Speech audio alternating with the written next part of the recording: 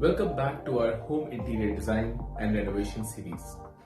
In our previous episodes, we explored how to identify spaces with good design potential and understand different interior design styles. Now, it's time to go deeper into the creative process by crafting mood boards and color palettes. As we progress through the design phase, it's crucial to have a clear vision of the desired outcome. Mood boards serve as a visual representation of our design concept, helping us communicate ideas effectively and stay focused on our objectives. By arranging images, materials, and colors on a pin-up board, we can bring our vision to life and gain a better understanding of how different elements will come together in the final design. To begin, use the work that we did in the previous episode, that is, know your style and seeking design inspiration. Look for images that resonate with your desired aesthetic and capture the mood you want to evoke in your space.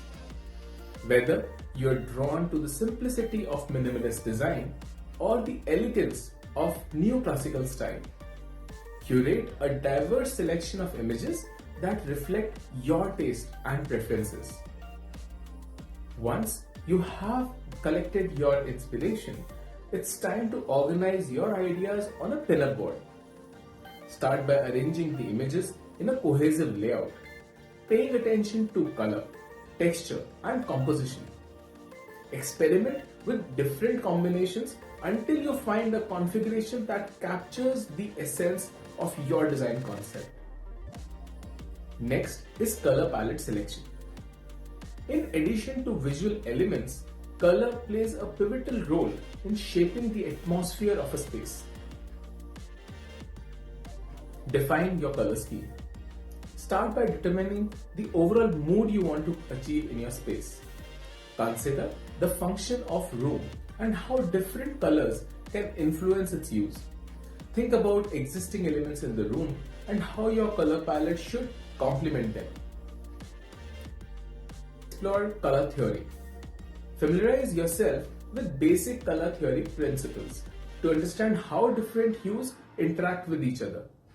Experiment with different color combinations to see which one resonate with your design vision. Gather inspiration. Look for inspiration in various sources such as nature, art, fashion, and home decor magazines. Create a mood board or a digital collage to compile images, fabric swatches, paint samples, and other materials that reflect your desired color palette. Consider psychological impact. Keep in mind the psychological effects of colors when you are selecting in your palette. Warm tones like yellow and oranges can evoke feelings of energy and optimism, while cool tones like blues and greens promote calmness and relaxation. Test and refine. Once you have narrowed down your color options, test them in actual space using paint samples or colors or large swatches of fabric. Consider how colors look different during different lighting conditions throughout the day. Don't be afraid to experiment and explore different ideas during this creative process. Mood boards are meant to be dynamic and evolving, allowing you to refine your vision as you go. If a certain element doesn't resonate with your design concept, feel free to remove it and try something new. Remember, this is your opportunity to unleash your creativity and bring your vision to life. Crafting mood boards and color palettes is an essential step in the interior design process, helping us clarify our vision and refine our ideas. By curating inspiration and exploring different possibilities, we can create spaces that reflect our unique style and personality.